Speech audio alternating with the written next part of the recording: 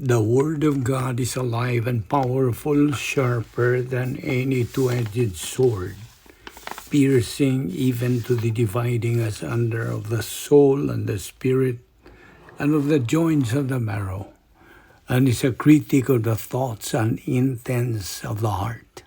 All Scripture is God-breathed and is profitable for doctrine, for reproof, for correction, for instruction in righteousness, that the man of God might be mature, thoroughly furnished unto all good works.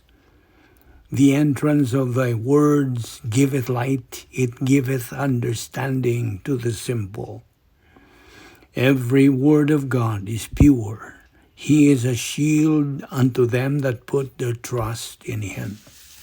Welcome everyone to our daily doctrinal Bible study under the Balbido Evangelistic Ministry.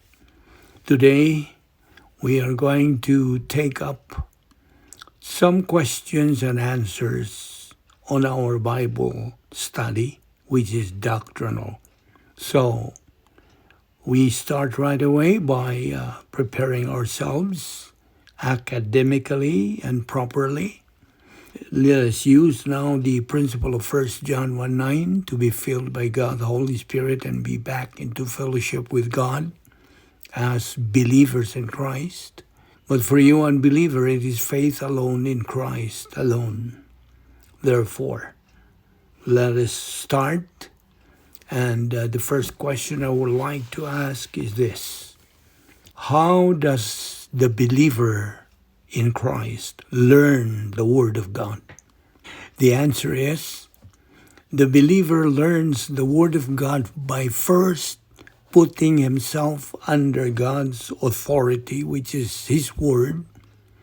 And this is accomplished by attending a church where God's truth is being taught by a pastor-teacher who has the gift to teach. He has to sit in the pew, shut his mouth, open his ears, and concentrate to the teaching of God's Word after he confesses his sins.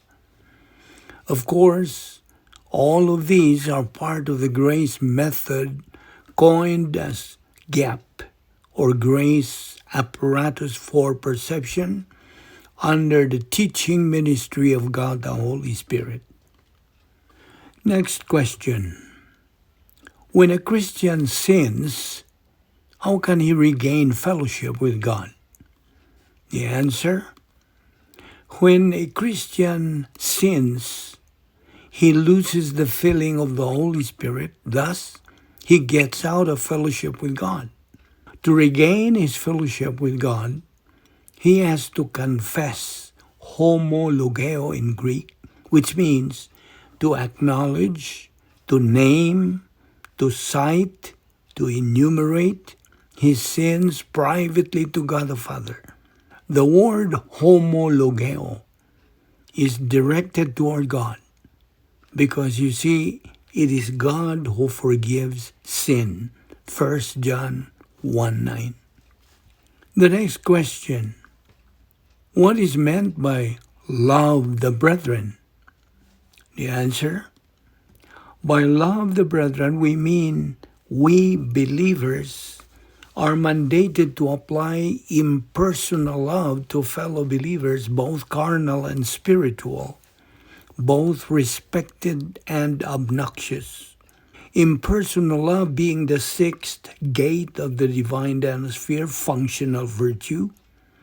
The believer is being motivated by gate 5, which is the personal love for God, to love the brethren. What is the difference between divine good and human good?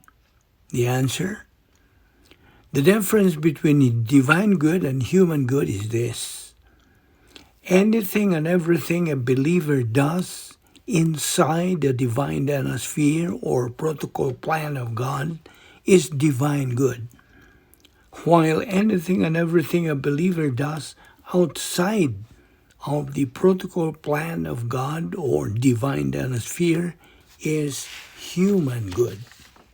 Next question: How does a believer attain spiritual maturity? Answer: a believer attains spiritual maturity after consistently learning, studying, thinking, believing, and applying Bible doctrine.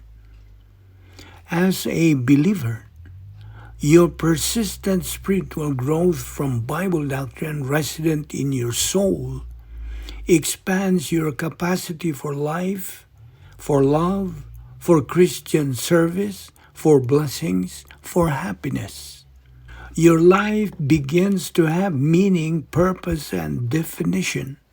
You will begin to realize the peace, happiness, and contentment that come from learning Bible doctrine and advancing to spiritual maturity.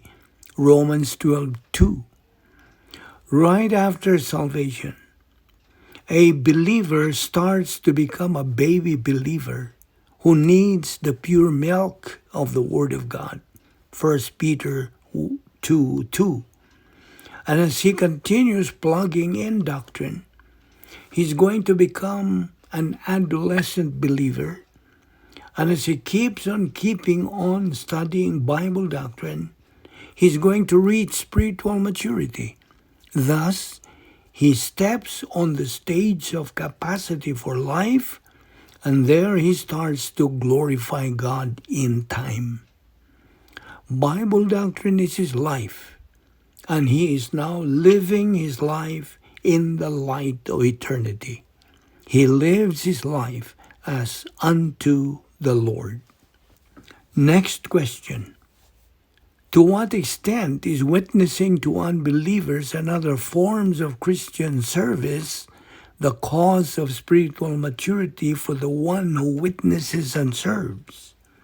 The answer: after salvation, every believer is mandated to study and learn Bible doctrine and apply it to his life so he can grow up spiritually.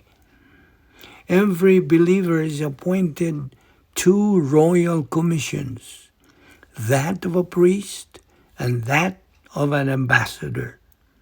As ambassadors, we are here in this world to represent the absent Christ. One of the functions as ambassadors is to witness to unbelievers and other forms of Christian service.